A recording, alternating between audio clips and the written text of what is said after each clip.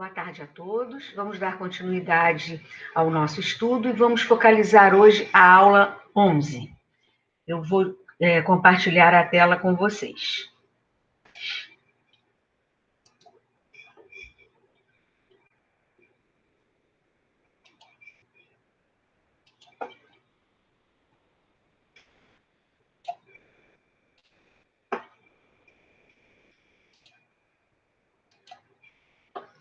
Bem, a aula 11 vai tratar da coesão e da coerência. São dois conceitos sobre os quais nós já nos debruçamos em aulas anteriores, e hoje a pergunta é a seguinte: duas faces da mesma moeda? O que nós queremos dizer com isso? A meta dessa aula é apresentar a coerência como fator de inteligibilidade, de interpretabilidade do texto, e propor soluções para alguns problemas que nós achamos são principais, problemas de produção e recepção textual. Dando sequência à aula 10, lá nós vimos que alguns autores, como a professora Inguedori Cor e o professor Luiz Carlos Travalha, consideram a coerência o elemento, de todos os elementos da textualidade, consideram o elemento mais importante, é um fator de interpretabilidade. Então, ao final desta aula, nós vamos, são objetivos desta aula, estabelecer a coerência em face da coesão como uma condição necessária para formar um texto. Vamos também reconhecer falhas decorrentes da inadequação de empregos de conectores na estruturação de enunciados, falhas também no paralelismo estrutural e no paralelismo de ideias, reconhecer a necessidade de estruturas coesas. O que quer dizer isso? Estruturas completas, tanto do ponto de vista semântico quanto estrutural, e isso vai ser muito importante para o estabelecimento da coerência. Então, mãos à obra, vamos à aula. Muitas questões têm sido levantadas em relação ao binômio coesão e coerência. Algumas questões são verdadeiras e outras nem tanto.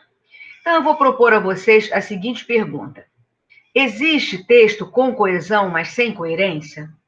Pensem um pouquinho, vejam o que vocês acham. E o contrário, existe texto com coerência, mas sem coesão? Então, nós vamos analisar essas questões na aula de hoje, observando, então, as relações entre coesão e coerência, para discutir quais são as principais dificuldades que as pessoas encontram para produzir seu próprio texto, ou para ler ou entender o texto que os outros produzem. Na verdade, nós vamos encerrar essa questão dos fatores da textualidade, tratando novamente da coesão e da coerência, ou da conectividade sequencial e da conectividade conceitual, porque esses são os fatores mais vistos e mais estudados nas aulas de nível médio, para concursos. Então, são fatores que são muito importantes para quem quer produzir um texto e para quem vai compreender o texto. Então, vamos começar tentando responder aquela pergunta que fizemos aqui agora. Existe texto com coesão, mas sem coerência? E o contrário, existe texto com coerência, mas sem coesão? Lembrando que a coesão é o que ocorre na superfície textual, é o encadeamento dos enunciados, é a articulação por meio de conectores, é a retomada de elementos já ditos. Então, nós vamos propor a vocês aqui o seguinte texto: o professor não dá aula no colégio. Ele não sabe que a UERJ terminou a greve. Este colégio tem um laboratório de informática. O colégio é particular. O que vocês observam aqui? Do ponto de vista da coesão, esse texto está bem estruturado. Vejam só, eu retomei professor por ele. Depois eu falei de colégio e eu fiz uma coesão parcial aqui. Eu repeti colégio, mas introduzindo o colégio com o auxílio do pronome demonstrativo. Depois, novamente, eu falei do colégio aqui. Mas esse texto, vocês acham que esse texto, vocês conseguem captar com precisão a mensagem que foi expressa aí?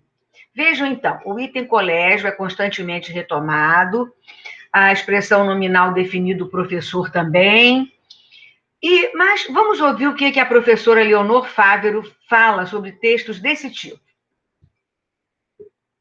No entanto, isso não é suficiente para conferir coerência ao texto, ou seja, esses elementos coesivos que eu acabei de citar aqui. Isso se refere a esses elementos. Os enunciados não atendem ao fator da relevância, uns em relação aos outros. Não se pode dizer, portanto, que estamos diante de um texto. Apesar de haver coesão no encadeamento das sentenças, as relações de sentido não confirmam essa sequência. Dessa forma, pode-se concluir que a coesão não é condição nem suficiente nem necessária para formar um texto. Então, como nós vimos, na aula 10, nós estudamos os fatores responsáveis pelo estabelecimento da coerência. E lá estava a relevância. O que é relevância? É um dos fatores, vamos relembrar, um dos fatores da coerência textual que exige que os enunciados que compõem o texto digam respeito ao mesmo tema subjacente.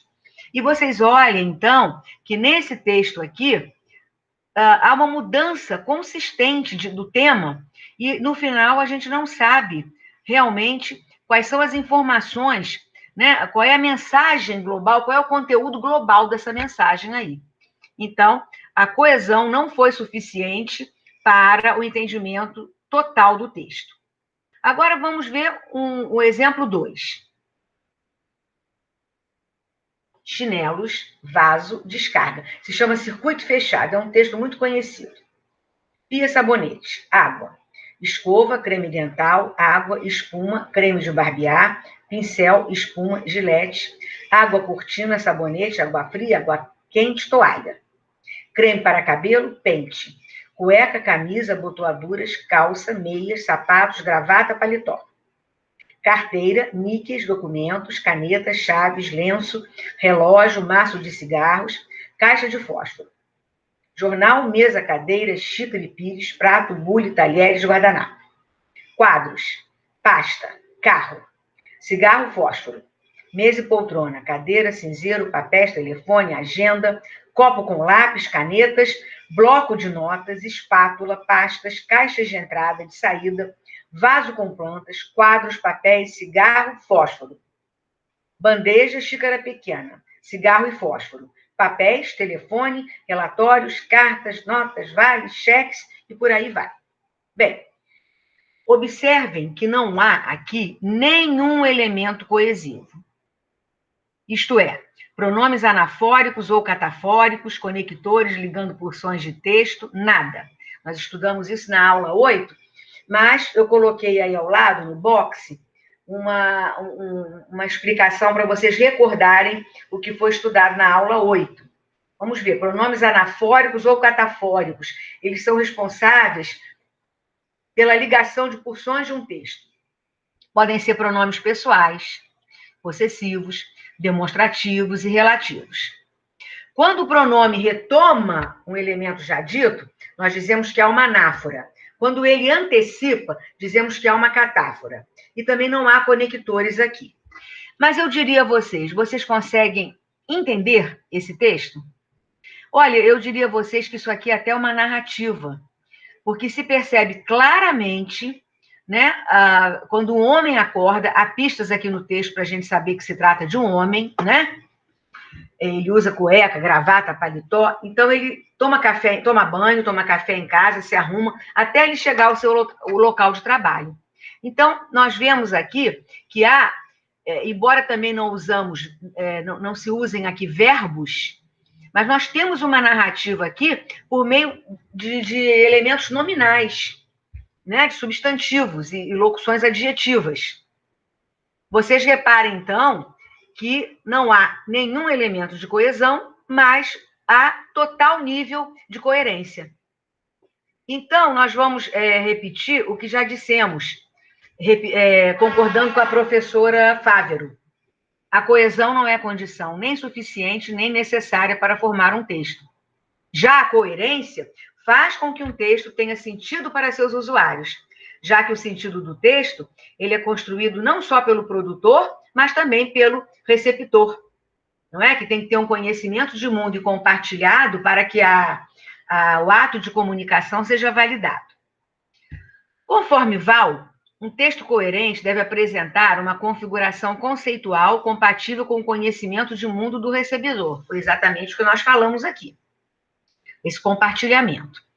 Ele não tem sentido em si mesmo, mas faz sentido pela interação entre os conhecimentos que apresenta e o conhecimento de mundo dos usuários. A seguir, vocês têm uma atividade, não é? E eu aqui vou recordar o que nós aprendemos lá na aula 2, né? Nós falamos sobre o que é um texto e sobre o que é um não texto. Eu poderia até dizer que aquele primeiro exemplo que nós demos lá, em que havia coesão, mas não coerência, se trata de um não texto. Então, o texto ele pode ter elementos de coesão e não ser coerente. Então, da mesma forma, um texto pode não ter elementos de coesão e ser coerente. Então, nós temos aqui o exemplo A. Ana adora arroz, mas resolveu não ir à escola. Aqui eu tenho uma coesão por elipse, que eu apaguei Ana aqui. Mas Ana resolveu, né? A mãe de Ana é alta. E o exemplo B aqui, né? Em que você... Fluvial. Fluvial, pluvial, é um texto na forma, né, de texto visual também, né?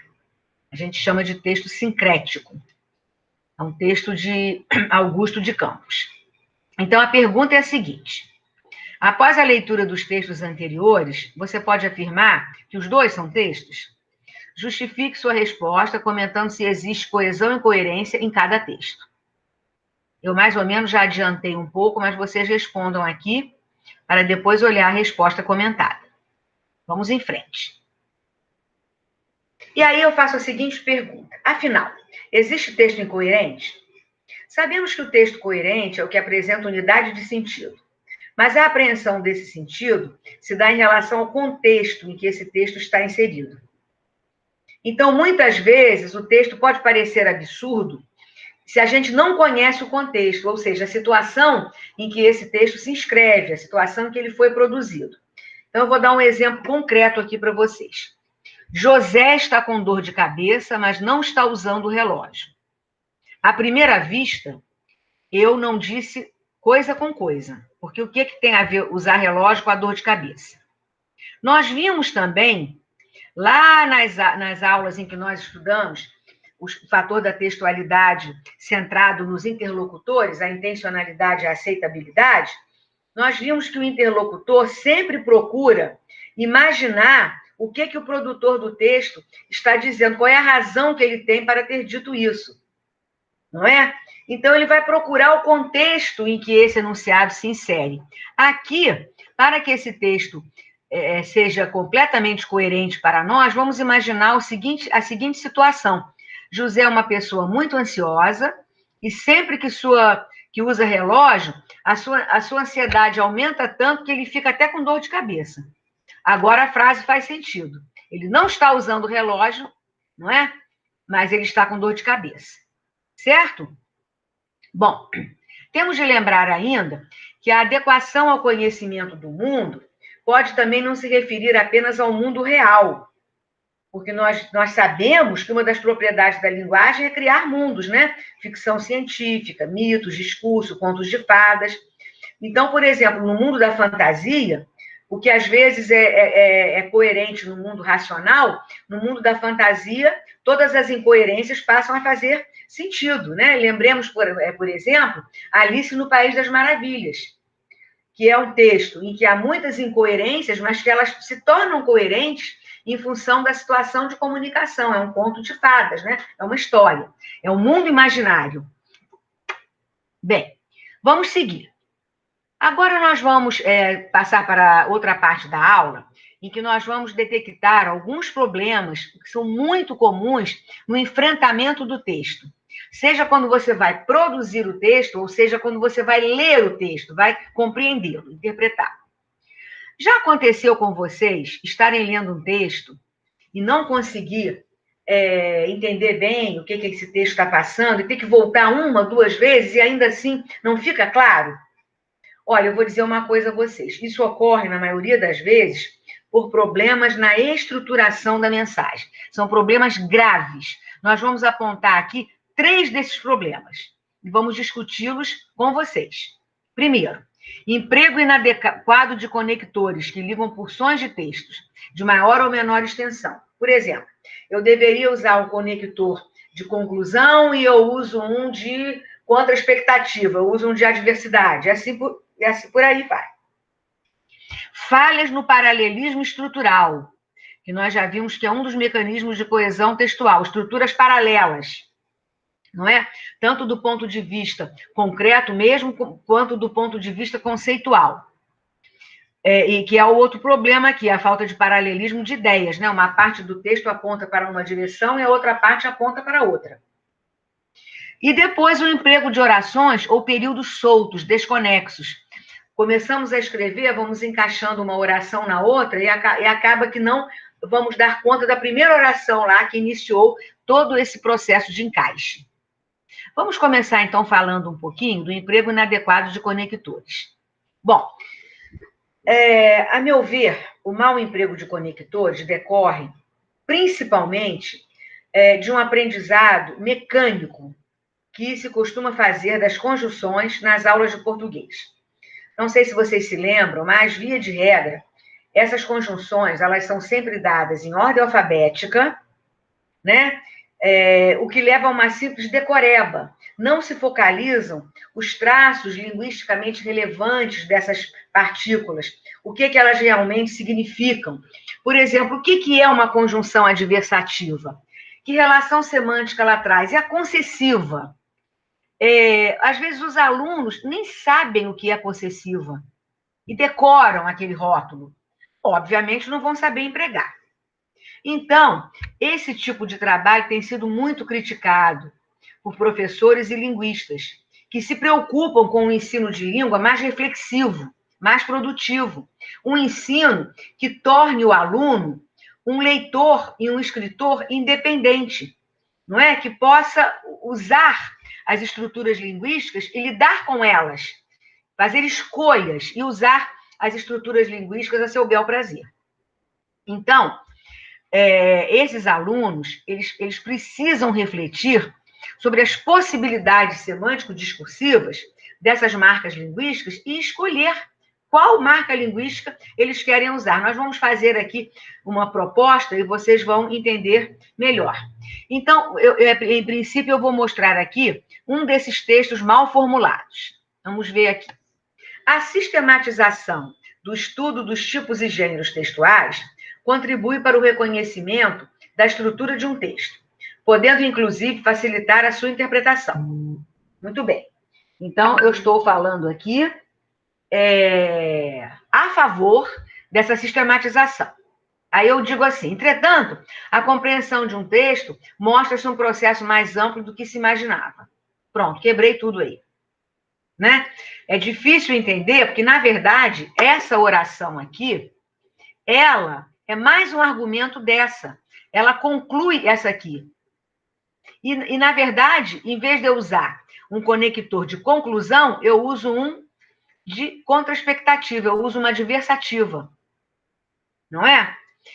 Eu também gostaria de dizer a vocês uma curiosidade, esses textos aqui são textos reais, de um corpus que nós temos de textos desidentificados, textos de alunos, tá? Sem identificação. Então, nós voltamos aqui, a gente lê isso aqui, volta uma vez, duas, três, continua sem entender, né? Então, se nós aqui, em vez do entretanto, colocássemos portanto, pronto, vocês veem que a leitura se encaixa direitinho. A sistematização do estudo dos tipos e gêneros textuais contribui para o reconhecimento da estrutura de um texto, podendo, inclusive, facilitar a sua interpretação. Portanto, desse modo, assim, nesse sentido, dessa forma, a compreensão de um texto mostra-se um processo mais amplo do que se imaginava. Então, aí tudo se encaixa. Se eu uso o conector adequado, o texto passa a fazer sentido. É muito comum esse tipo de confusão entre entretanto e portanto, porque o volume fonético deles, os sons, são muito parecidos. O final, olha, portanto, entretanto. Então, isso é muito comum, muito frequente. Há uma semelhança fônica, não é? Entre as duas formas, a forma incorreta, que é o entretanto aqui, e a forma esperada, que seria o portanto. Mas eu posso usar outros conectivos conclusivos além do portanto, né? Se vocês podem escolher. Bem, agora, vocês podem, então, concluir que o uso indevido de conectores provoca falhas redacionais, comprometem a estrutura do texto, levando o receptor a fazer um esforço para estabelecer os nexos e construir a coerência global. Mas da forma como está aqui, não consegue, porque não faz sentido eu ter uma adversativa aí, que a adversativa contraria o que foi dito. Não é o caso aí. Aí eu concluo, eu dou razão, eu afirmo o que foi dito. Bem, então, nós vemos que isso acontece porque o uso incorreto de conjunções, resultante da permuta entre articuladores textuais do mesmo campo semântico e de outros, desorienta o interlocutor, fazendo perder o foco da mensagem que o locutor pretendia transmitir. Aqui no box, vocês têm uma explicação do que é campo semântico, né? É o conjunto de palavras, de ideias relacionadas entre si, né? Por meio de uma ideia, de analogias estabelecidas entre elas. Então, por exemplo, conjunções que fazem parte do mesmo campo semântico, as adversativas, que introduzem a ideia de contra-expectativa. Conjunções que fazem parte do campo semântico do portanto, todas as conclusivas. Assim, dessa forma, por conseguinte, portanto, etc. Então, bom, como é que vai...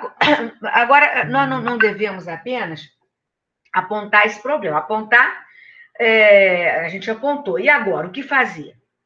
Né? Nós devemos propor alguma coisa, é o que nós vamos fazer agora. Apresentar um caminho, né, para tentar resolver esse problema. E um desses caminhos é o trabalho com blocos de texto. Nós já fizemos isso em aulas anteriores. Nós apresentamos primeiro os blocos de textos para serem reunidos em um só enunciado. As orações, elas estão apenas justapostas, elas são marcadas apenas pela pausa. Lembram-se da aula 6, em que nós falamos que as pausas também significam? Depois nós vamos preencher a pausa com o nexo semântico que nós encontrarmos, não é? E aí pedindo ao aluno que reescreva a frase em um único enunciado, ligando as orações por meio de conectores, sem alterar a relação semântica, que já existia, não é? Pelo nexo dado pela pausa. Bom, nós já fizemos isso na aula 6. Então, aqui vocês têm 3 frases, três enunciados em que nós vamos trabalhar dessa forma. O dia estava lindo, fomos à praia. Fomos à praia, o dia estava lindo. O dia estava lindo, não fomos à praia. Em cada uma dessas situações, nós vamos ver que vai caber um conector diferente, exatamente para expressar essa ideia contida na pausa. Vamos ver, então, aqui a letra A. No enunciado a relação estabelecida é de conclusão. O dia estava lindo, portanto, por isso, dessa forma, fomos à praia. No enunciado B, a relação não é mais de conclusão e de causa. O dia estava lindo foi a causa de ir à praia, né? Por exemplo, fomos à praia porque o dia estava lindo. Essa é a causa, essa aqui é a consequência. Se o dia não estivesse bonito, não seria possível ir à praia. Provavelmente nós não teríamos ido. Então, o aluno, para unir as duas orações, poderia usar qualquer conector causal. Como o dia estava lindo, fomos à praia. Fomos à praia uma vez que o dia estava lindo, etc. Qualquer conector causal. Já no último enunciado, vamos voltar rapidamente a ele aqui, ó. O dia estava lindo, não fomos à praia. Aqui se gera uma contra-expectativa, porque se estava lindo, seria de se esperar que fôssemos. Então, nós geramos aqui uma contra-expectativa, uma contrariedade, não é? Então, nesse caso, nós devemos usar os conectores de contra-expectativa, que são as adversativas. O dia estava lindo, mas não fomos à praia, porém, contudo, todavia, entretanto, no entanto, etc. Na maioria das vezes, os elos de ligação surgem naturalmente, espontaneamente. Já falei isso lá na aula 6. Porque nós somos falantes nativos da língua portuguesa, então nós todos temos uma espécie de gramática internalizada que já nos dá essa relação, né?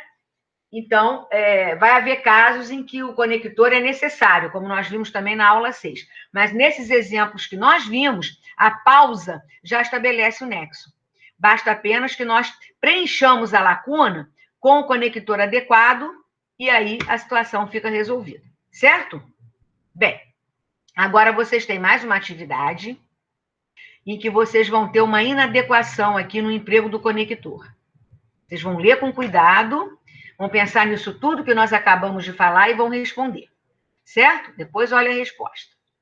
Bom, agora nós vamos ver um outro problema, que foi estudado lá na aula 8. Não é o problema que foi estudado na aula 8, não. Na aula 8 nós estudamos o paralelismo estrutural. Esse problema agora é a falha no paralelismo estrutural. Então, vamos recordar o conceito. Trata-se de traços gramaticais comuns. Tempo, aspecto, colocação, a mesma ordem das palavras, a mesma estrutura de frases e fragmentos textuais contíguos.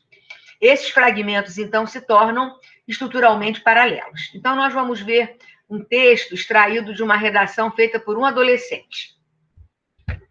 Enquanto deputados distribuem panfletos, cada vez mais crianças roubam e usando drogas. Bom, a nossa gramática internalizada já acendeu uma luz aí. Essa frase está estranhíssima, está esquisita. Certo? A primeira parte do enunciado, introduzida por um conector temporal, relata que os deputados distribuem panfletos. A segunda parte é formada por duas orações, ligadas por E. Cada vez mais crianças roubam, é uma oração. Eu usando drogas. Bom, essa eu usando drogas aqui, ela teve uma quebra brusca de paralelismo estrutural. Que reparem que a primeira não está no gerúndio, a segunda está. Então, espera-se que a continuação do que as crianças fazem venha com uma estrutura paralela, anterior. Então, esse usando drogas aqui atrapalha a sequência natural da mensagem e aí a gente esbarra aí e não consegue ir adiante, não consegue entender. Tira o foco do leitor, né? Ou da pessoa que está ouvindo. Compromete, então, o entendimento da mensagem. Como é que deveria ser isso aqui? Cada vez mais crianças roubam e usam drogas. Aí teria um paralelismo entre os verbos no mesmo tempo. Presente, presente. Olha lá. Aqui a sugestão de reescritura. Vamos ver mais um exemplo aqui. Os políticos podem pôr eles, as crianças marginalizadas, na escola. Oferecem cursos e muitas outras coisas educativas. Aqui também há uma quebra de paralelismo estrutural. Eu gostaria que vocês já ficassem atentos e pensando nisso. Reparem que aqui o verbo tem um podem antes. Podem pôr, né? E aqui faltou o podem. Para ficar perfeitamente, estruturalmente paralelo, podem oferecer. Entenderam?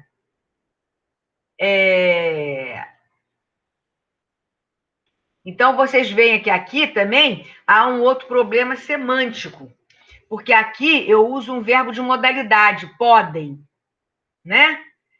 E aqui, na segunda parte, eu não uso. Então, a ideia de possibilidade que é expressa na primeira desaparece na segunda. Então, a variação semântica também da primeira parte do enunciado para a segunda. Então, há um problema estrutural que incorre também numa variação semântica, que eu deixo de ter a possibilidade quando eu não coloco o verbo poder aqui antes do oferecem. Podem oferecer, que deveria ser. Bem, agora aqui, na atividade que atende ao objetivo 3, vocês têm uma falha de paralelismo estrutural e vocês vão ter que identificar. Certo? Respondam e depois tentem. Aqui não está pedindo, mas eu gostaria que vocês tentassem reescrever adequando ao paralelismo estrutural, certo? Depois olhem a resposta. Bem, agora vamos falar do paralelismo de ideias, que é aquela questão de uma parte do enunciado se virar para um lado e outra parte do enunciado para o outro lado.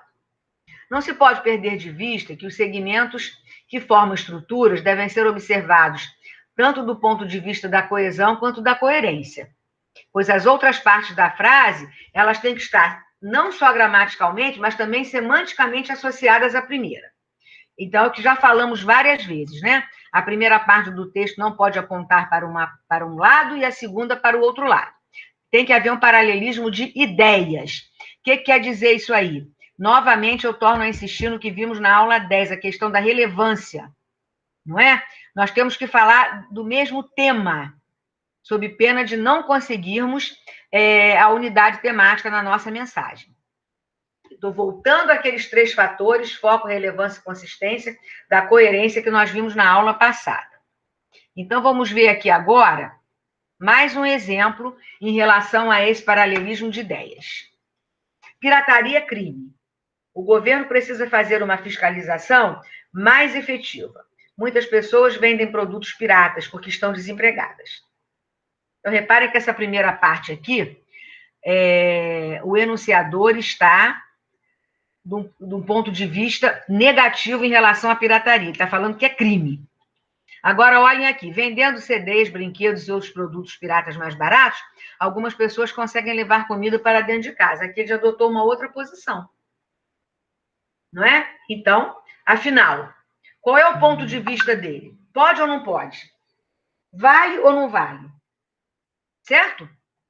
Então, é um exemplo tácito de falta de paralelismo de ideias. Ao começarmos a leitura do texto, temos a impressão de que o autor é contra, não é? Mas depois ele diz que vendendo as pessoas conseguem se sustentar. Então, semanticamente, o texto é incoerente. Nós já falamos lá na aula 10, né, aquela questão da pena de morte, né? Então, a pessoa que é contra a pena de morte não pode defender a prática da eutanásia. Uma pessoa que gosta da casa arrumada não faz sentido deixar sempre objetos espalhados. Então, ao produzirmos um texto, nós precisamos prestar atenção se nós estamos sendo coerentes, se as ideias fazem sentido, se elas têm foco, se elas têm relevância, se elas se prendem a um tópico discursivo subjacente. Agora vamos falar de um outro problema, né, que é o último problema que nós elencamos aí, que é frases ou orações soltas. Esse tipo de falha, que afeta sobretudo a coerência textual, isso aí nós achamos que se prende à falta de organização lógica do pensamento, que precede a escrita. Vamos explicar melhor. O estudante vai naquele ritmo de ir construindo o enunciado, então ele vai superpondo, ele vai encaixando uma ideia na outra, sem se dar conta de que a primeira ideia ficou solta lá na frente. O resultado final da composição do período, né, ele não fecha com o princípio que ficou solto. E isso pode ser, talvez, melhorado se o aluno tiver uma prática constante de releitura do seu texto. Ele relê para ele mesmo, ele vai ver que ficou faltando alguma coisa. Não é? Vamos ver, então, esse texto aqui, olha.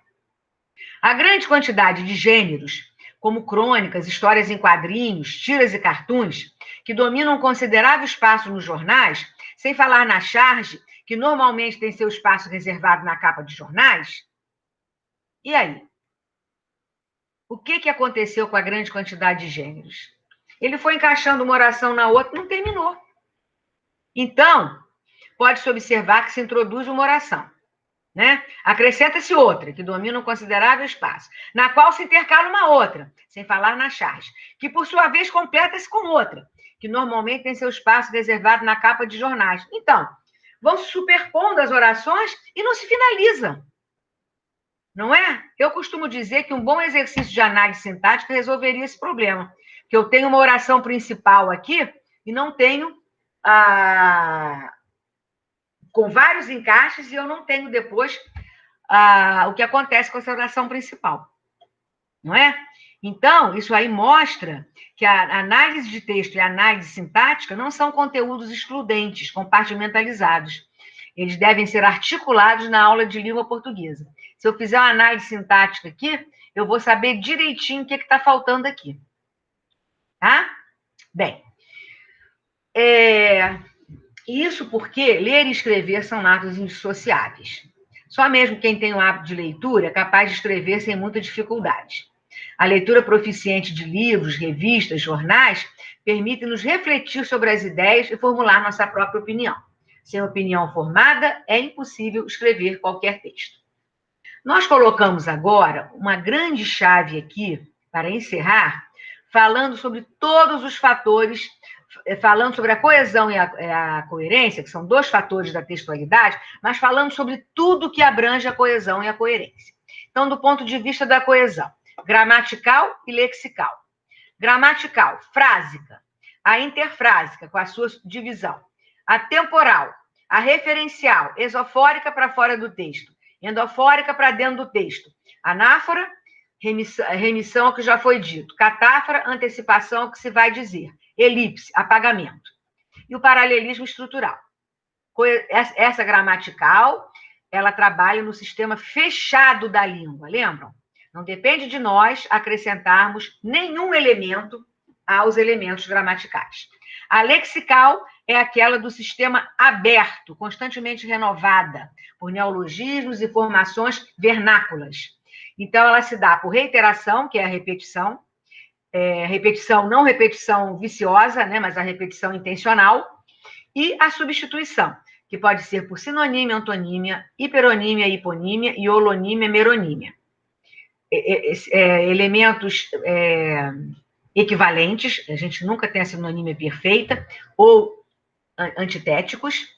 Relação classe-elemento, aqui, relação elemento-classe, relação todo-parte, relação parte-todo. A coerência, nós listamos todos os elementos que nós vimos na aula 10. Lembrando que, para Enguedor-Cor, a coesão está aqui dentro dos elementos linguísticos, lembram? Então, são fatores da textualidade centrando na coesão e na coerência. Bem, agora nós temos a conclusão da nossa aula, né, mostrando que o texto ele se apresenta como uma rede. Aliás, a palavra texto, na sua origem latina, né, é tecido. Então, todos os fatores da textualidade, eles têm que estar muito bem articulados, né? Então, e quando isso acontece, o locutor e o interlocutor, eles vão se compreender, né, e vão chegar ao sentido proposto. O interlocutor vai chegar ao sentido proposto pelo locutor. Ao final, nós temos um trecho de uma redação de um aluno que se prepara para fazer o vestibular. Aqui foi omitida uma parte, e aí nós gostaríamos de pensar com vocês sobre alguns problemas que aparecem no texto e que comprometem a sua coerência. E essa incoerência resultante de falhas no paralelismo estrutural, de ideias e conectores mal empregados. Então, o texto tem um título, voto obrigatório. Você considera que esse título está em harmonia com as ideias expostas no fragmento? Primeira pergunta. Segunda, releia o seguinte trecho. Os jovens de 16 anos e os idosos de mais de 65 anos não precisam votar. Essa decisão é bastante democrática, porque revela não só o comprometimento pessoal de cada um com as questões sociais e o nível de importância que essas questões têm para a população. Porque a decisão de não obrigar jovens e idosos a votar é democrática? Você conseguiu entender essa causa com clareza? Respondam também. Agora releia outro fragmento. As pessoas, entretanto, têm poder de escolha, comparecer ou não às urnas e assim cumprir a sua missão de acordo com a sua consciência. Esse trecho apresenta o emprego indevido do conector, entretanto. Nós já falamos muito sobre isso hoje. E isso compromete o seu sentido, tornando a passagem incoerente em relação ao segmento anterior. Aqui, então, nós pedimos que vocês reescrevam o texto, tentando ligar o enunciado no plano semântico formal ao enunciado anterior e comentando a inadequação desse texto aqui. Por que é inadequado, tá? Usar o entretanto aqui. Bem, depois de fazer as questões, vocês podem olhar a resposta comentada. A seguir, o resumo da nossa aula e uma informação sobre a nossa próxima aula, a aula 12, em que nós vamos falar dos implícitos e dos subentendidos, né? É a aula em que nós vamos falar dos pressupostos e das inferências. Então, até lá. Muito obrigada pela atenção de vocês. Eu vou, então, agora interromper a gravação. Até a próxima aula, então. Um abraço a todos.